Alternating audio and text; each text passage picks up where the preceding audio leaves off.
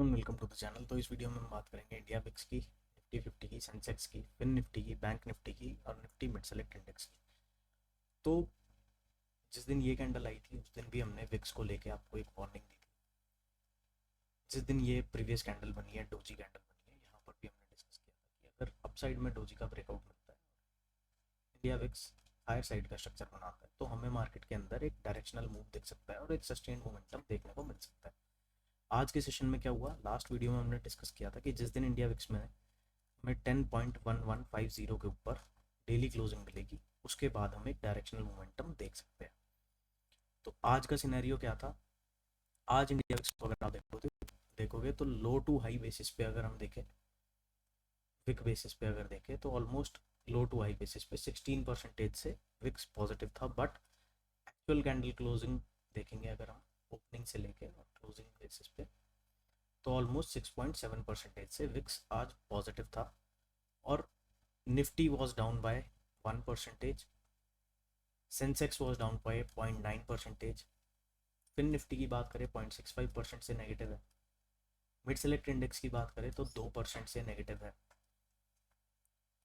तो एक जो ऑप्टिमिज्म था ऑल टाइम हाइज के आसपास, वो अब डाई डाउन कर रहा है। और यहाँ पर सबसे पहले विक्स का एनालिसिस देखेंगे हम on the basis of pivot points and RSI. तो यहाँ पर पिवट पॉइंट को इंडिया विक्स ने रिकैप्चर कर लिया, और आरएसआई को अगर आप देखोगे तो RSI is now placed at 55। 50 के ऊपर का आरएसआई होता है। अगर आरएसआई 50 के ऊपर होता है, ये मिडल लाइन जो आपको दिख रही होगी, इसके ऊपर अगर आरएसआई है तो बायस अपसाइड की रहती है। जैसे यहाँ पर आपको नज़र आ रहा होगा कि इस एरिया में आरएसआई अपसाइड में था, तो विक्स ग्रीन कैंडल्स बनाता हुआ जा रहा था और अपसाइड में जा रहा था। जैसे ही 50 के नीचे आरएसआई निकलता है तो एक सेलिंग देखने को मिलती है और विक्स के अंदर एक कूल ऑफ नज़र आता है। तो अब फिर से 50 के एरिया को रिकैप्चर कर लिया और 55 पर पहुंच चुका है इंडिया विक्स का जो आरएसआई है। तो यहाँ पर मोमेंटम बिल्ड हो रहा है। अब जो नियरेस्ट रेजिस्टेंस नज़र आती है, तो आज का डे हाई 10.98। जैसे ही इंडिया विक्स इस एरिया के ऊपर जाएगा, next area of resistance is 11.37 and then ultimately 12। और जो प्रीवियस एक रिसेंट ब्रेकआउट हाई नज़र आता है हमें, वो नज़र आता है 13.85। तो इंडिया विक्स अगर राइज कर रहा है तो ऑप्शन बायर्स के लिए क्या रहेगा? ऑप्शन बायर्स के लिए बाइंग महंगी हो जाएगी, क्योंकि जब विक्स राइज करता है तो ऑप्शन प्रीमियम्स भी बूस्ट होते हैं और आपके प्रीमियम्स महंगे हो जाते हैं।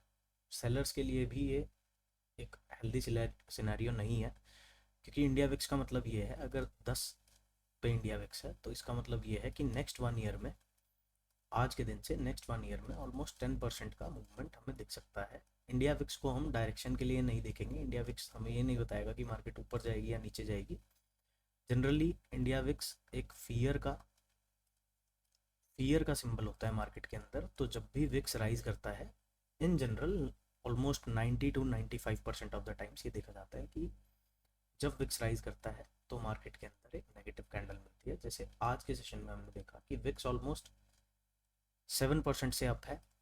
और मार्केट्स के क्या हाल है वो देख लेते हैं। यहाँ पर काफ़ी बड़ी रेड कैंडल हमें चार्ट्स पे देखने को मिली है। प्रीवियस वीडियो में हमने डिस्कस किया था, कल के सेशन में वीडियो नहीं बनाई थी, प्रीवियस वीडियो हमने बनाई थी कि जैसे ही 26,000 एंड 50 का एरिया डाउन साइड में निफ्टी 50 लूज करता है तो एक डीपर करेक्शन के लिए जा सकता है, और जो रेंज लोज हैं उसको हम टारगेट कर सकते हैं, जो कि एरिया था 25,850 का। तो प्रीवियस वीडियो के बाद नेक्स्ट सेशन में हमें एक और पॉज कैंडल मिली थी, और जैसे ही पॉज कैंडल का लो ब्रीच हुआ है और 26,050 का एरिया निकला है, यहाँ से हमें एक डायरेक्शनल सेलिंग देखने को मिली है। जैसे ही 26,050 के एरिया को यहाँ पर इस कैंडल ने निकाला, एक डायरेक्शनल सेलिंग दिखी, और फिर कहीं ना कहीं 25,850 का जो हमारा टारगेट जोन था, उस एरिया के आसपास आके निफ्टी सेकंड हाफ में रेंज बाउंड हो गया। और further down last half an hour में भी डाउन साइड में ही ब्रेकडाउन देके और 868 के आसपास कहीं ना कहीं क्लोजिंग दी है। तो 25,900 एक अच्छा सपोर्ट जोन था निफ्टी के लिए, वो अब लूज हो चुका है। और यहाँ पर Nifty can go for a deeper correction. कितना डाउन निफ्टी और जा सकता है? नेक्स्ट जो इमीडिएट एरिया ऑफ सपोर्ट नज़र आता है वो नज़र आता है 25,773 पे। इस एरिया को भी लूज कर देता है तो 25,570 is the next support zone for Nifty 50। और अगर किसी तरीके से 25,300 के जो लोज हैं, जहाँ से ये एक रैली हमें नज़र आई थी, ये लोज अगर ब्रीच हो जाते हैं तो Nifty can go for even more deeper correction. क्योंकि यहाँ पर आप देखोगे कि काफ़ी टाइम बाद ऑलमोस्ट 29 अक्टूबर को आरएसआई के अंदर एक हाई लगा था अराउंड 72-75। यहाँ पर एक आरएसआई में हाई लगा है। उसके बाद आप देखोगे तो आरएसआई का जो बिहेवियर है वो सप्रेस्ड है और एक रेंज बाउंड जोन में है। जब आरएसआई 65 से लेके और 45 के बीच में रहता है तो यहाँ पर जो चार्ट इन कंसिडरेशन है वो रेंज बाउंड मूव करता है। तो यहाँ पर हमें रेंज बाउंड प्राइस एक्शन काफ़ी ऑलमोस्ट 2.5 महीने से रेंज बाउंड मूवमेंट दिख रहा था निफ्टी के अंदर। और अब फाइनली जो 50 का एरिया है, 50 के एरिया के नीचे निकल चुका है निफ्टी 50 का जो आरएसआई है। तो बिलो 50 अगर आरएसआई है, आरएसआई अगर बिलो 50 है तो इसका सिंपल मतलब ये होता है कि अब जो मोमेंटम है, जो बायस रहेगा वो डाउन साइड का रहेगा। और एवरी रैली, जो भी काउंटर ट्रेंड रैली आती है, अब ट्रेंड आरएसआई के हिसाब से शिफ्ट हो चुका है टुवर्ड्स द डाउन साइड। 44 पे आरएसआई है तो यहाँ पर हम एक डीपर करेक्शन के लिए भी जा सकते हैं, जैसे आप यहाँ पर देख पा रहे होंगे 24 सितंबर को आरएसआई ने यहाँ पर प्रीवियस टाइम जब अपना 50 का एरिया कट किया था डाउन साइड में और 50 के नीचे निकला था, तो यहाँ पर ऑलमोस्ट 3 से 4 दिनों की आपको एक डायरेक्शनल सेलिंग मिली थी। और प्रीवियस जो सपोर्ट जोन था जहाँ से ये ब्रेकआउट नज़र आया था, उस एरिया तक प्राइस को ड्राइव किया गया था। फिर अल्टीमेटली इस एरिया पे सपोर्ट फाइंड आउट करके एक हायर लो प्रिंट करके अपसाइड में रैली दिखाई। आरएसआई ने भी सपोर्ट किया, जैसे ही 50 के ऊपर निकला तो एक ट्रेंडिंग रैली आई। अब सिनेरियो इस एरिया से डिफरेंट है, बिल्कुल इसका रिवर्स है। तो जब तक आरएसआई 50 के नीचे है और निफ्टी 50 26,050 के नीचे है, तब तक इसके अंदर कोई भी अपसाइड का बायस नहीं रहेगा। जितने भी ट्रेड्स प्लान करने होंगे वो डाउन साइड के प्लान करने होंगे। और कभी भी सपोर्ट पे आके हमें शॉर्ट नहीं करना होता, क्योंकि अगर आप सपोर्ट पे शॉर्ट करोगे और वहाँ से प्राइस अगर पुल बैक के लिए चला गया तो उसमें आपका एसएल भी हिट हो सकता है और आप ट्रैप भी हो सकते हो। तो हमेशा जब भी डाउन ट्रेंड होगा और आपको उसके अंदर एक काउंटर ट्रेंड रैली नज़र आएगी, तो यहाँ पर अपनी बायस को, अपसाइड जो बायस एक इंसान की रहती है, नॉर्मल रिटेल ट्रेडर या एवरेज इन्वेस्टर की जो रहती है, वो अपसाइड बायस ही रहती है। क्योंकि पिछले 5 से 6 सालों में हम लोगों ने कोई सीरियस करेक्शन नहीं देखी है, तो हमारा बायस अपसाइड का ही रहता है। हम भी एक रिटेलर है, आप लोग भी एक रिटेलर हो, तो अपसाइड का जो बायस रहता है जब ट्रेंड इस तरीके का फॉर्म हो जाता है और हायर टाइम फ्रेम्स पे चीज़ें डाउन साइड को फेवर कर रही होती है, तो यहाँ पर लोअर टाइम फ्रेम पे जाके, से फॉर एग्जांपल अगर 15 मिनट टाइम फ्रेम पर आप जाएंगे,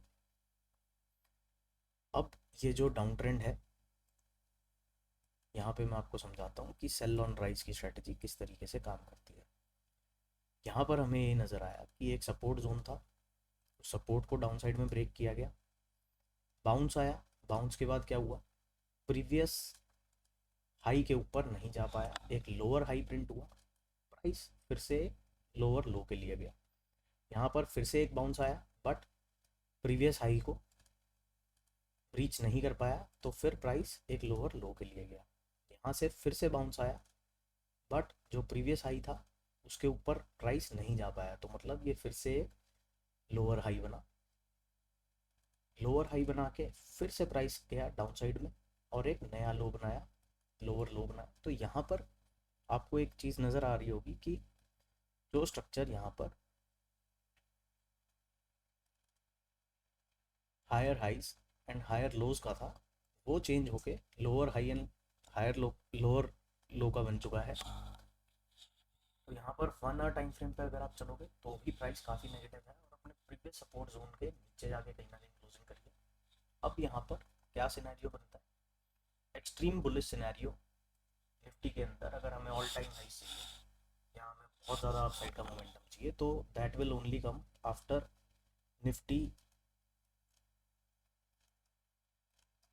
closes above 26,190 on daily time frame. जिस दिन ये नंबर अपसाइड में रिकैप्चर होगा और एक डेली टाइम फ्रेम की क्लोजिंग अपसाइड पे मिलेगी तो हमें अपसाइड के बायस के बारे में बात करनी है। इससे नीचे नीचे जब भी निफ्टी के अंदर एक बाउंस देखने को मिलता है, चाहे वो 26,000 तक के एरियाज तक हो, चाहे वो 26,100 के एरियाज तक हो, तो हर बाउंस पे निफ्टी को सेल करना बनता है। ऐसा भी हो सकता है क्योंकि 44 के अराउंड आ चुका है डेली टाइम फ्रेम पर जो RSI है, तो मोमेंटम इज स्ट्रांगली बेरिश। तो गैप डाउन खुल के भी ऐसा भी हो सकता है कि आपको बहुत ज़्यादा बड़े स्विंग्स ना दिखे प्राइस के अंदर और प्राइस अपने सपोर्ट जोन्स को ब्रेक करता चला जाए। तो 1 आवर टाइम फ्रेम पर चलेंगे, नियरेस्ट सपोर्ट जोन की हम बात कर चुके हैं। फर्स्ट सपोर्ट जोन 773 का बनता है और उसके बाद जो सपोर्ट एरिया है वो 570 है एंड देन अल्टीमेट 25,300। नेक्स्ट चलते हैं फिन निफ्टी को देखते हैं। फिन निफ्टी के अंदर 27,600 का जो कट ऑफ जोन है इसको हम डिस्कस कर रहे हैं काफ़ी टाइम से चैनल के ऊपर। तो आज की क्लोजिंग हमें 672 पे मिली है, बट अगर कल के सेशन में या परसों के सेशन में 27,600 डाउन साइड में ब्रेक हो जाता है तो next support zone Fin Nifty के अंदर 27,150 के आसपास है और 27,150 पर भी नहीं फिन निफ्टी सपोर्ट ले पाता है तो अल्टीमेटली 26,800 के लेवल्स हमें फिन निफ्टी में आने वाले सेशंस में दिख सकते हैं। बैंक निफ्टी की बात कर लेते हैं। बैंक निफ्टी के पास 59,500 के ऊपर एक अच्छा सपोर्ट जोन है, बट यहाँ पर भी हम देखेंगे तो RSI 56 के ऊपर आ चुका है। जैसे ही ये 50 के नीचे क्रॉस करेगा तो हमें, और ये नंबर को क्रॉस करेगा डाउन साइड में, तो हमें एक सेलिंग बैंक निफ्टी के अंदर भी नज़र आ सकती है जो बैंक निफ्टी को लेके आ सकती है up to the levels of 58,600। 58,600 के बाद जो नेक्स्ट सपोर्ट जोन है बैंक निफ्टी के पास वो 58,000 पे है और जब 58,000 पे बैंक निफ्टी आ जाएगा तब हम और डाउन साइड के बारे में बात करेंगे। अपसाइड की बात कब करेंगे बैंक निफ्टी के अंदर वो भी डिस्कस कर लेते हैं। जब तक 60,100 के नंबर के ऊपर हमें कोई डेली टाइम फ्रेम की क्लोजिंग नहीं मिलेगी तब तक हम बैंक निफ्टी के अंदर अपसाइड के सेटअप्स की बात नहीं करेंगे। जो एनालिसिस अभी हमने इसी वीडियो में निफ्टी के ऊपर करा है उसी तरीके से आप इस पे भी अप्लाई कर सकते हो। नेक्स्ट देखते हैं जो एक्चुअल आपको मार्केट की रियल स्टोरी बताएगा वो है मिड सेलेक्ट इंडेक्स। अब यहाँ पर आप देखोगे तो काफ़ी बड़ी एक रेड कैंडल नज़र आ रही होगी। ऑलमोस्ट पिछले 1 2 3 4 5 पिछले 5 दिनों के अप मूव को सिंगल कैंडल ने नेगेट किया है। तो मतलब यहाँ पर नज़र आ रहा है, आपको दिख रहा होगा कि रेड कैंडल्स जितनी भी हैं वो लार्ज बॉडीड है as compared to green candles. तो यहाँ पर सेलर्स का डोमिनेंस ज़्यादा है और मिड सेलेक्ट इंडेक्स का भी RSI 47 के नीचे आ चुका है। तो मिड सेलेक्ट इंडेक्स के अंदर अब ऑप्टिमिज्म कब दोबारा से आएगा, 13,900 का जो एरिया है, जब इसके ऊपर हमें कोई डेली क्लोजिंग मिलेगी उसके बाद ही इसके अंदर कोई ऑप्टिमिज्म दोबारा आ सकता है।